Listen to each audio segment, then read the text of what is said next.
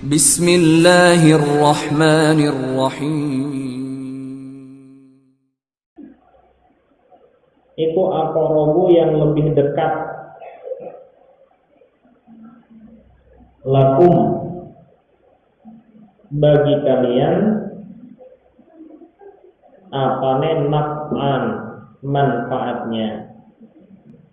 Kalian tidak tahu apakah orang tuamu ataukah anakmu yang akan lebih bermanfaat untuk kamu. Nah, biasanya orang itu kan memberikan warisan, memberikan wasiat, memberikan sesuatu tujuannya agar dimanfaatkan. Nah, kita tidak tahu orang yang kita beri ini nanti bisa memberikan manfaat sehingga mendatangkan pahala kepada kita atau tidak. Makanya Allah memberikan bagian tersendiri sehingga tidak usah repot-repot. Ini berapa dan berapa lah, tinggal hitung hartanya, kemudian dilihat ahli warisnya siapa, maka tinggal dibagikan. Ini semua, iya monggo.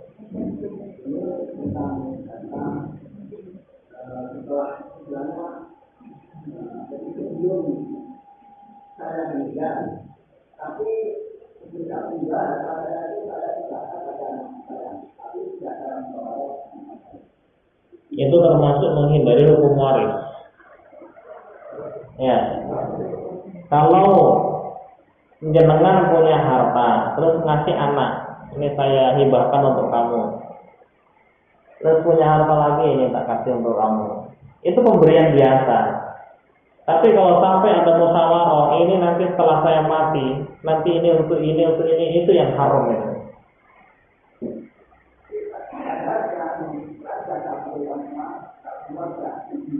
Lihat, bagaimana kalau kita setuju kita dirikan ini sebagai diskotek?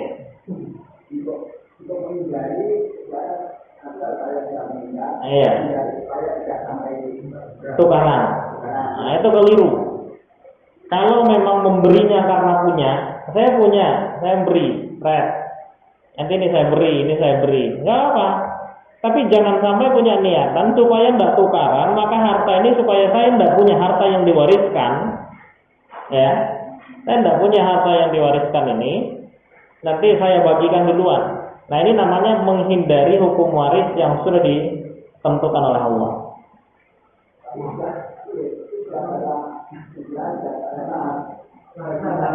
Ya, kesepakatan itu boleh dalam kondisi kebenaran. Kalau jenengan memberikan saja tanpa ada niatan nanti setelah saya mati tidak jadi ribut, itu tidak masalah. Tapi kalau jenengan punya niat supaya nanti ini tidak ada lagi yang dibagi warisan saya setelah saya meninggal, nah ini keliru. Ini berarti menghindari hukum waris. Di belakang nanti hukumnya. Berarti boleh memberi. Kalau memberi saja boleh. Memberi pada saat memberi. Iya. Bukan wasiat. Memberi saja boleh, tidak ada masalah. Dengan catatan memberi ini tidak ada niatan di hati bahwa ini adalah supaya anak saya nanti tidak mewarisi saya lagi. Karena punya niatan nanti anak saya supaya tidak minta saya lagi mencari warisan lagi, sudah saya bagi masing-masing. Ini namanya menghindari hukum waris.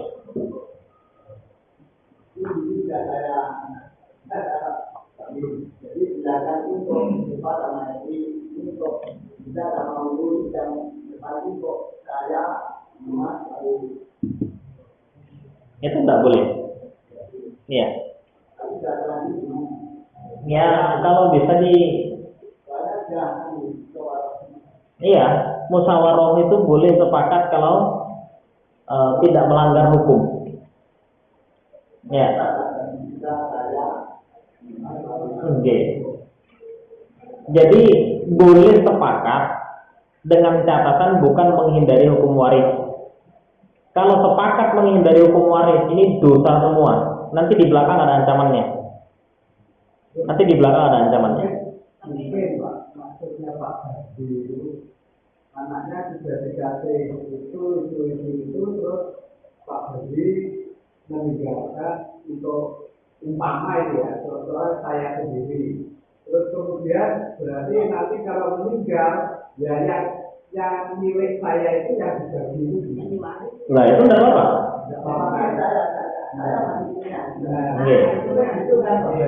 Jadi gini Pak, untuk memudahkan itu kira-kira waktu musyawarah dulu ada ndak niatan jenengan ngomong gini, ini saya kasih masing-masing supaya ndak nuntut warisan neh, ndak ribut neh, ada ndak niatan seperti itu?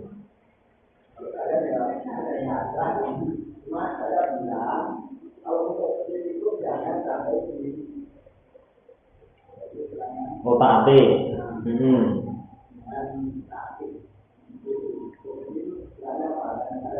Oke, masjid itu berarti wakaf namanya.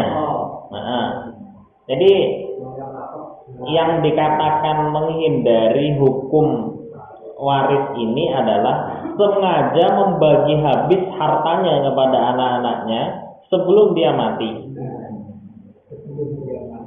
Dengan catatan memang di dalam hatinya ada niatan supaya anaknya tidak bertengkar. Makanya tidak usah cari warisan, kan sudah tak WI masing-masing. Nah ini namanya menghindari hukum waris. Tapi kalau memang punya harta banyak, terus anak saya ini tak kasih ini tak kasih ini tak kasih ini, tak kasih, itu tidak masalah. Nah, kalau niatnya begitu tidak masalah. Kembali ke niatnya masing-masing. Innamal a'malu binniyat. Jadi kalau niat memang untuk menghindari waris itu tadi, ini supaya nanti tidak nuntut warisan neh. Biasanya ada bahasa begini, nanti kalau saya mati tidak ribut neh mencari warisan, ini berarti menghindari hukum waris. Nah itu kembali kepada masing-masing individu ngerti niatnya bagaimana. Tapi kalau musyawarah memang, nanti nih bapak meninggal ya, supaya nanti tidak ada yang ribut, maka selama saya masih hidup saya bagikan duluan. Nah ini hukumnya menghindari hukum waris. Di belakang nanti ada ancamannya.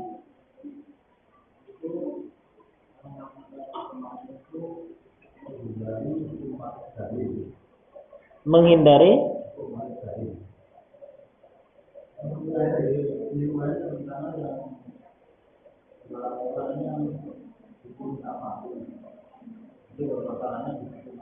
gitu. Nah, nanti di belakang ada penjelasannya. Kita lanjutkan dulu ayatnya, nanti di belakang insya Allah lebih jelas lagi. Saya bawakan tafsir dan syarahnya nanti. Saya bacakan supaya jenengan paham apa maksudnya, maksud yang dimaksud menghindari hukum waris, menggelapkan, nanti ada di belakang. Oke. Untuk seandainya orang tua mati salah satu, itu apa hartanya itu harus segera diwaris? Iya, harus. Misalnya istri meninggal, makanya harus diwaris. Setiap ada orang meninggal harus diwaris. Tinggal hartanya istri ini berapa. Kalau misalnya yang kerja full suaminya, berarti istri tidak ada yang diwaris. Karena apa? Dia tidak punya harta. Itu harta full dari suami. Tapi kalau misalnya kerja bareng-bareng, nah berarti ini nanti dihitung harta gono gini, yang namanya tergantung kira-kira pembagiannya ini pendapatannya besar mana. Seperti itu. Kalau di Arab sana nggak ada perempuan punya harta. Perempuan dibiayai oleh laki-laki. Tidak ada perempuan kerja. Tapi seandainya perempuannya belum punya harta sendiri, berarti dia punya harta. Iya, hartanya. Jadi yang diwaris itu hartanya perempuan itu. Kalau harta gono gini itu harta bersama suami. Seperti tadi, kalau misalnya dia tidak kerja, berarti dia tidak punya gono gini. Tapi kalau dia memang juga ikut kerja, berarti dia punya harta gono gini. Nah, tapi kalau perempuan tadi punya harta sendiri, misalnya dapat warisan dari orang tuanya, nah itu juga bisa diwaris. Yang diwaris hanya harta yang meninggal. Ya, kita lanjut. Tadi pertanyaannya bagaimana? Dalam hukum waris itu selama tidak berniat untuk menghindari waris, ya tidak apa-apa. Ya memberi saja. Ini saya beri. Kalau sudah ada niatan saya beri supaya nanti tidak kelahi kalau saya sudah meninggal, itu berarti menghindari hukum waris. Beri saja, tidak ada yang lainnya. Ya karena saya punya, anak saya butuh, saya beri. Nanti kalau sudah ada ini supaya nanti kalau bapak meninggal tidak lagi ada keributan karena masing-masing sudah saya beri. Nah ini namanya menghindari hukum waris. Ya, kembali ke nafsi-nafsinya.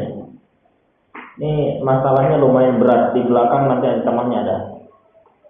Bagi orang yang sengaja menghindari hukum waris.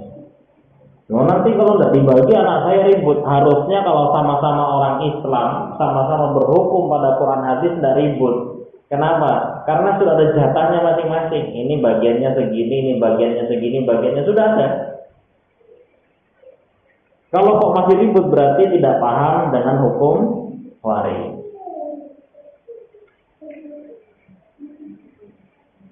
Ini semua adalah faridotan sebagai ketentuan minallahi dari Allah. Yang di atas tadi, kalau misalnya mayat orang meninggal kemudian punya anak, punya orang tua. Nah, berarti anaknya tadi namanya asobah. Yang laki-laki dapat 2, yang perempuan dapat 1. Orang tuanya tadi berarti dapatnya 1/6. Begitu.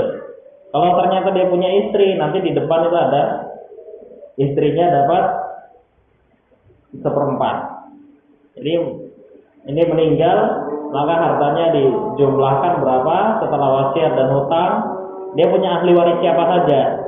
Punyanya anak laki-laki, anak perempuan, saudara, kemudian istri, kemudian orang tua. Nah, kalau punya anak maka saudara tidak dapat bagian. Saudara tidak dapat bagian. Kalau misalnya punya anak, punya istri, punya orang tua, semua dapat bagiannya masing-masing. Ada di hukum warisnya. Jadi kalau misalnya dia hanya punya anak dengan orang tua, istri tidak punya, nah berarti istri tidak dapat bagian. Jadi berapa ahli waris yang tersisa, maka itu yang mendapatkan bagian masing-masing. Ini memang salah satu ilmu yang paling ruwet di dalam agama Islam, yaitu hukum mawaris. Tapi kalau kita paham matematika, ini tidak serumit yang dibayangkan. Alhamdulillah, kalau ada kitabnya, ada beberapa kitab referensi untuk masalah hukum waris. Nanti kalau yang mau memperdalam boleh, insya Allah saya ajari pelan-pelan. Dan ini tidak wajib bagi setiap orang. Ini wajib, namanya fardu kifayah. Hukum ilmu waris ini adalah fardu kifayah. Hanya wajib diketahui oleh sebagian orang yang ahli dalam bidang itu. Kalau ilmu tentang sholat itu wajib dipelajari, namanya fardu ain. Wajib pada satu-satunya orang. Tapi kalau ilmu mawaris ini namanya fardu kifayah. Kalau sudah ada yang sudah bisa di kampung itu, di negara itu, di tempat itu, ya sudah, kita serahkan kepada yang bisa. Tapi kalau memang wah saya kok tertantang, senang dengan ilmu ini dan saya merasa mampu, silakan perdalam. Tidak semua harus belajar hukum waris, yang penting minimal tahu. Innallaha, sesungguhnya Allah, karena ada siapa Allah iku aliman, maha mengetahui, hakiman, lagi maha menghukumi. Sesungguhnya Allah itu maha mengetahui, lagi maha menghukumi. Nah, yang perlu digarisbawahi bahwa waris ini adalah faridatan minallah. Makanya disebut faraid. Ilmu faraid. Farido itu artinya ketentuan. Faraid beberapa ketentuan. Jamak dari faraid. Jadi ilmu faraid itu adalah beberapa ketentuan pembagian. Ini langsung Allah yang menentukan. Laki-laki dapat 2, perempuan dapat 1, itu hukum Allah, nggak bisa dirubah. Nanti nih yang perempuan nesu yo sakarep nesu, yang jelas itu hukum Allah. Ini faridatan min Allah, tidak boleh dirubah ketentuan mawaris ini. Walaupun dan bagi kalian nisfu 1/2 atau setengah ma apa-apa taroka yang meninggalkan sapa azwajukum beberapa istri kalian. Illam yakun, jika tidak ada lahunna bagi mereka istri apa waladun anak, baik anaknya istri atau anak bersama. Menikah dengan seorang perempuan yang punya harta. Lah kok perempuan yang punya harta ini meninggal, tidak punya anak baik dengan kita atau dengan misalnya pernikahan dulu. Misalnya dia janda kaya punya anak, terus anaknya sudah meninggal, atau memang dia janda kaya dan tidak punya anak. Maka ketika dia meninggal, dia tidak punya anak, baik anak dari jalur dirinya sendiri atau anak dari jalur dirinya dan kita, maka laki-laki mendapatkan setengah. Fa'ikana maka jika ada lahunna bagi mereka perempuan apa waladun anak, falakum maka bagi kalian ar-rubu'u seperempat. Ternyata perempuan yang punya harta itu punya anak.